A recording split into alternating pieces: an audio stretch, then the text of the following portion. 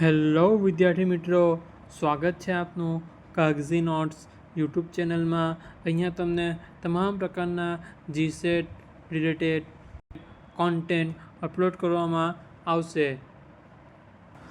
જો તમારે પણ પ્રોફેસર બનવું હોય, જો તમારું સપનું હોય કે મારે કોલેજમાં પ્રોફેસર બનવું છે, મારે કોલેજના બાળકોને ભણાવવું છે, અથવા તો મારે માસ્ટર ડિગ્રી પૂર્ણ કર્યા પછી હવે મારે પીએચડી કરવી છે, તો તે તમે કઈ રીતે કરી શકશો? તેના માટેનું જીસેટની નોટિફિકેશન 2025 આવી ગઈ છે, જે તમને ગૂગલ પ્લેટફોર્મ પર જીસેટ લખશો એટલે પ્રથમ લિંક પર ક્લિક કરશો એટલે તમારી માહિતી ખુલી જશે. તો વિદ્યાર્થી મિત્રો, લિંક ઉપર ક્લિક કર્યા પછી કે આવા પ્રકારનું તમને ડેસ્કટોપ જોવા મળશે. જીસેટ શું છે? તો જીસેટ એક ગુજરાત સ્ટેટ એલિજિબિલિટી ટેસ્ટ છે, જે MS university, Maharaja Sayajirao university Baroda દ્વારા કન્ડક્ટ કરવામાં આવે છે. તો જીસેટ કોના માટે જરૂરી છે? તો જે વિદ્યાર્થી મિત્રોએ માસ્ટર ડિગ્રી પૂર્ણ કરી હોય અને પ્રોફેસર બનવાની ઈચ્છા હોય, તમારું સપનું હોય કે મારે પ્રોફેસર બનવું છે, મારે કોલેજમાં ભણાવવું છે, તો તે તમે કઈ રીતે કરી શકશો? મારે માસ્ટર ડિગ્રી પૂર્ણ કર્યા પછી હવે પીએચડી કરવી છે. એમ કહેવાય છે કે સૌથી ટોપ લેવલની જે ડિગ્રી હોય તો તે પીએચડી છે. તેના ઉપર કોઈપણ પ્રકારની અભ્યાસમાં ડિગ્રી રહેતી નથી. પીએચડી કરી લઈ એટલે તમારા નામના આગળ ડૉક્ટર લખવામાં આવે છે. પ્રોફેસર બનવાનું ઘણું મુશ્કેલ છે, પરંતુ જો તમે તમારા ધ્યેયને સાર્થક કરવા માંગતા હોય તો તમારે ઘણી બધી મહેનત કરવી પડે છે, અને એ મહેનત હવે તમારી ઘણી દૂર નથી, કારણ કે જીસેટ 2025ની નોટિફિકેશન આવી ગઈ છે. તો જીસેટની પરીક્ષાની તારીખ કઈ છે? 16 નવેમ્બર 2025ના રોજ રવિવારના દિવસે તમારી આ જીસેટની પરીક્ષા યોજવાની છે. તમારે જો જીસેટની ફોર્મ ભરવું હોય તો સૌથી પહેલાં તમારે ઓનલાઈન ફીની ચૂકવણી કરવી પડશે, અને પછી તમે તમારું રજિસ્ટ્રેશન કરાવી શકો છો. પરીક્ષાનો સમયગાળો 3 કલાકનો રહેશે, સવારે 9:30થી બપોરે 12:30 સુધીનો. હવે આપણે જીસેટની માહિતી પુસ્તિકા જોઈ લઈએ. માહિતી પુસ્તિકા પર ક્લિક કર્યા પછી તમને જીસેટની તમામ પ્રકારની માહિતી અહીંયા મળી રહેવાની છે. આ માહિતી પુસ્તિકામાં તમને જીસેટ કોણ આપી શકે, એની લાયકાત શું છે, ક્યારે યોજવામાં આવશે, ક્યાં ક્યાં લેવાશે, તે તમામ પ્રકારના નિયમો, સૂચનો આ માહિતી પુસ્તિકામાં ઉપલબ્ધ રહેવાના છે, જે તમારે જે કંઈ પણ વિદ્યાર્થી મિત્રોએ વાંચવું હોય તો તે આ માહિતી ડાઉનલોડ કરીને વાંચી શકે છે. તો વિદ્યાર્થી મિત્રો, હવે જીસેટની લાયકાત શું છે, કોણ કોણ જીસેટની એક્ઝામ આપી શકે છે, જે આપણે જોઈ લઈશું. તો અહીંયા સ્પષ્ટ શબ્દમાં લખ્યું છે કે તમારી માસ્ટર ડિગ્રીમાં જનરલ અથવા AWS કેટેગરી ધરાવતા ઉમેદવારો હોય તો તેમણે છેલ્લા સેમિસ્ટરમાં 55% ઓછામાં ઓછા ગુણ હોવા જરૂરી છે, તો જ એ વિદ્યાર્થી જીસેટની એક્ઝામ આપી શકશે. ઉપરાંત જે વિદ્યાર્થી SC, ST, SCBC, OBCમાં આવતો હોય તેવા વિદ્યાર્થીને 5%ની છૂટ આપવામાં આવી છે. એટલે કે તેવા વિદ્યાર્થીઓએ છેલ્લા સેમિસ્ટરની માર્કશીટમાં ઓછામાં ઓછા 50% ગુણ મેળવેલા હશે, તો જ તેને જીસેટની એક્ઝામ આપવામાં આવશે.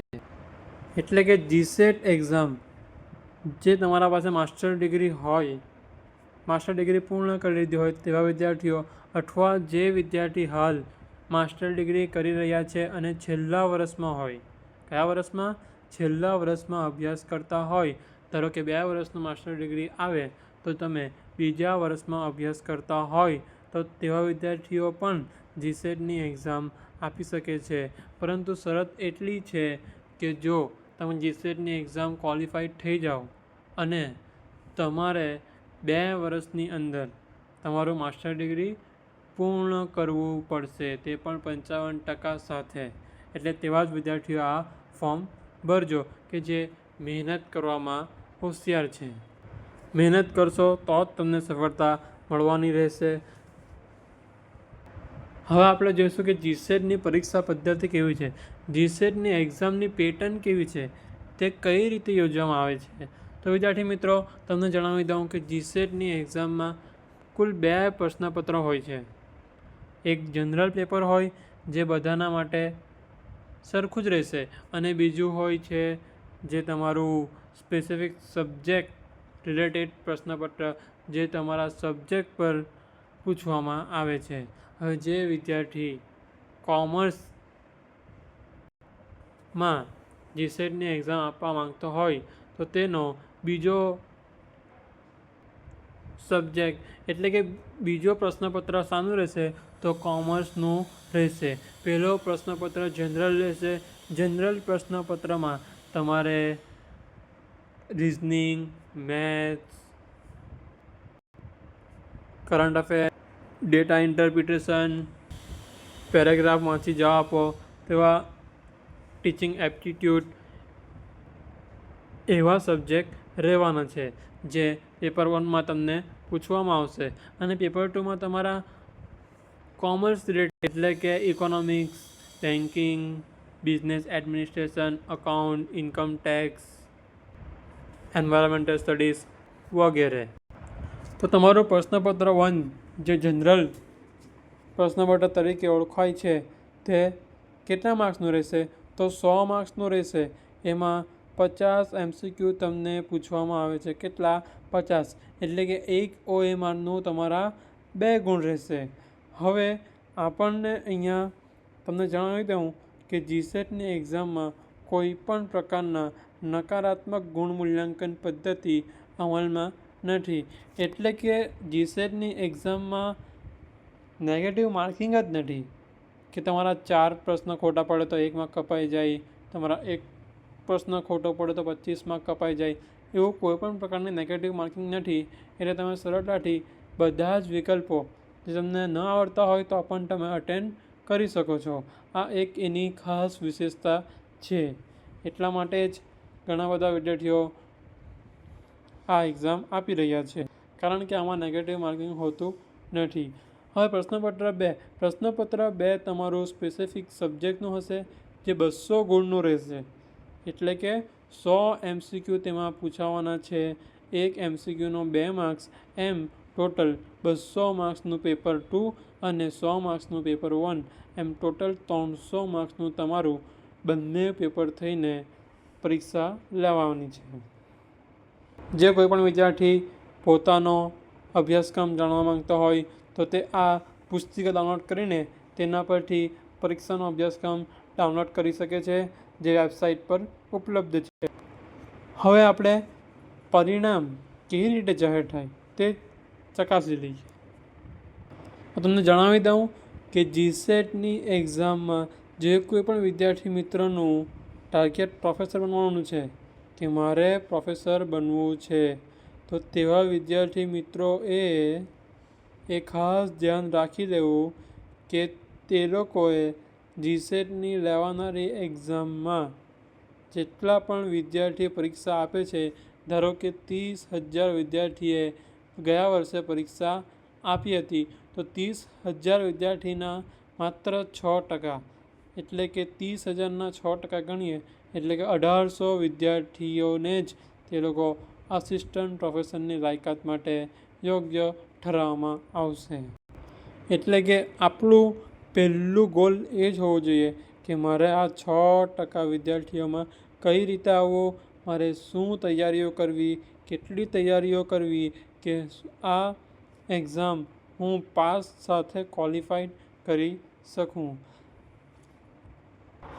અહીંયા પગલું 3 લખેલું છે કે આસિસ્ટન્ટ પ્રોફેસરની લાયકાત માટે ઉમેદવારે બંને પેપરની પરીક્ષા આપી હોય તો જનરલ EWS કેટેગરીના વિદ્યાર્થી હોય તો તેના ઓછામાં ઓછા 40% ગુણ મેળવવા જોઈએ. કેટલા? 40%. અને SC, ST કે OBC હોય તેવા ઉમેદવારોએ બંને પેપર્સ મળીને ઓછામાં ઓછા 35% ગુણ મેળવેલા હોવા જોઈએ. તમને વિદ્યાર્થી મિત્રો આ પોઈન્ટ એકદમ ક્લિયર કરી દઉં તો જુઓ, તમારું પ્રશ્નપત્ર 2 રહેશે. ટોટલ 300 માર્ક્સનું રહેવાનું છે. કેટલા માર્ક્સનું? 300 માર્ક્સનું. હવે જે વિદ્યાર્થી મિત્ર EWS કે જનરલ કેટેગરીનો હોય તેને ઓછામાં ઓછા 40%, એટલે કે 300ના 40% કરીએ તો સિમ્પલ છે કે ભાઈ 120 માર્ક લાવવા પડશે. કેટલા માર્ક? 100. પરંતુ 120 માર્ક કે અસિસ્ટન્ટ પ્રોફેસર બની જવાય ખરું? તો જવાબ છે ના. આ 40% ગુણ માત્ર પાસ થવા માટે નક્કી કરેલ છે કે આટલા ગુણ તો લાવવાના રહેશે જ, તો જ તે વિદ્યાર્થી મિત્ર ખાલી પાસ કહેવાશે. પાસ અને ક્વોલિફાઈડ બંનેમાં ઘણું જ ડિફરન્સ છે. કેવી રીતે? કે જો તમારું છે ને કેટેગરી વાઇઝ મેરિટ નક્કી થશે, સબ્જેક્ટ વાઇઝ મેરિટ નક્કી થશે કે તમે કોમર્સ સબ્જેક્ટમાં છો, હિસ્ટ્રીમાં છો, મેનેજમેન્ટમાં છો, ઇંગ્લિશમાં છો. તમામ પ્રકારના સબ્જેક્ટનું અલગ અલગ મેરિટ રહેશે.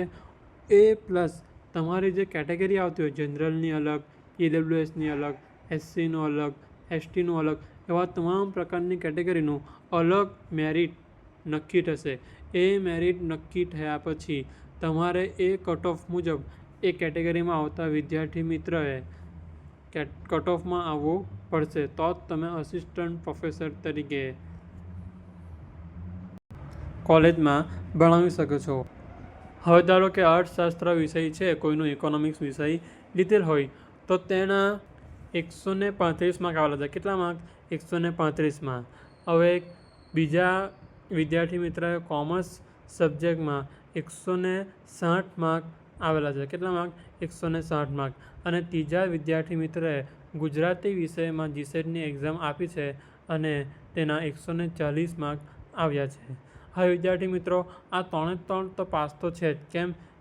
કેમ કે એકના 140 માર્ક છે, એકના 135 માર્ક છે અને એકના 160 માર્ક છે. પણ હવે મેરિટ નક્કી થશે, મેરિટ પડશે. તમારા વિદ્યાર્થી મિત્રો જે કોઈ વિદ્યાર્થી મિત્રોએ એક્ઝામ આપી હોય તે બધાના માર્ક્સ ચકાસીને 6%માં બનાવવા માટે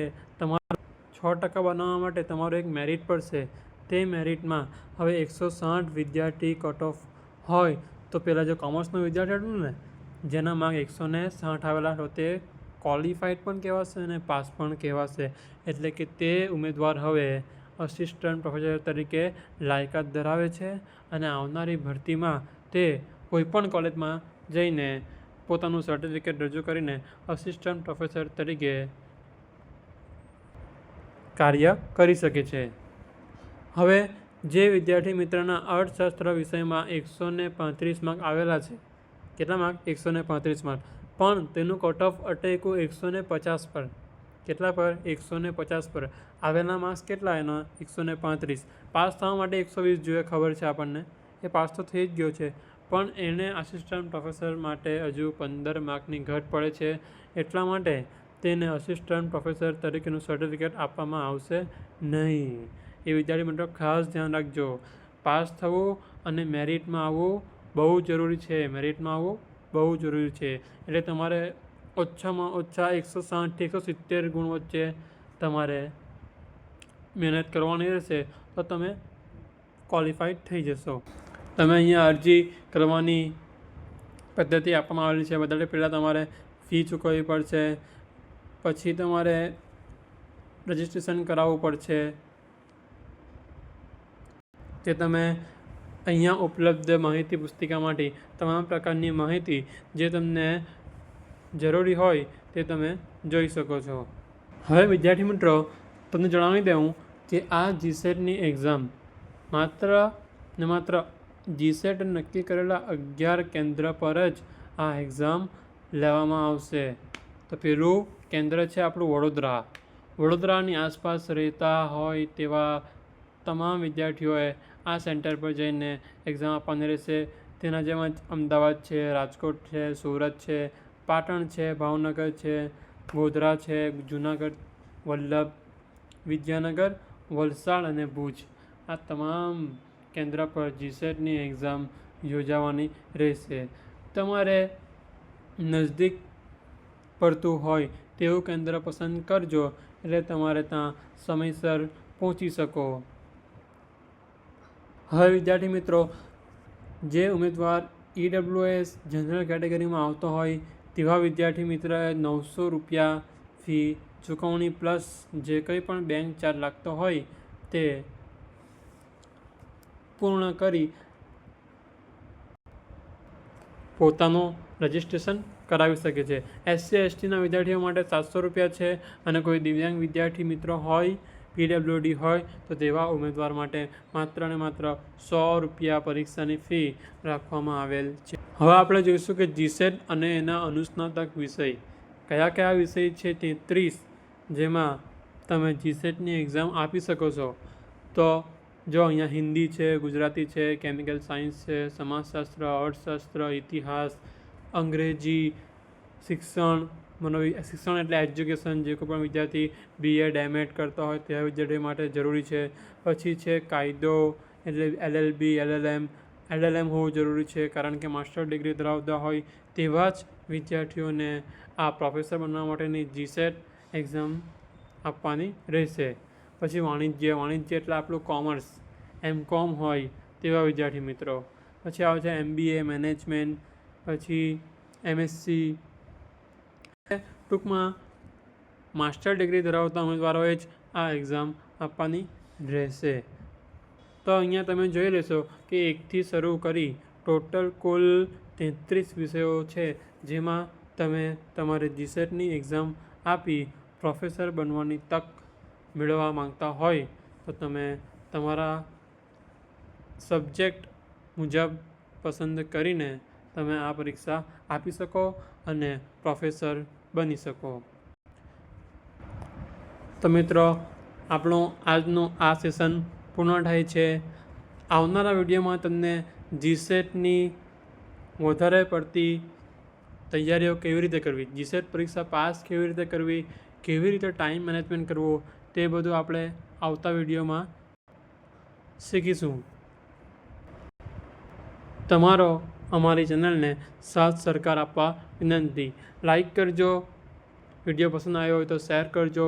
જે કોઈ પણ વિદ્યાર્થી જીસેટની તૈયારી કરી રહ્યો છે, તે કરવાના છે તેવા તમામ વિદ્યાર્થી મિત્રોને આ મહત્ત્વપૂર્ણ જીસેટ શું છે, કોણ આપી શકે છે અને આ એક્ઝામ ક્યારે લેવાશે તેની માહિતી જોઈતી હોય તો કૃપા કરીને તેવા વિદ્યાર્થી મિત્રોને આ વિડીયો શેર કરી સહભાગી બનશો.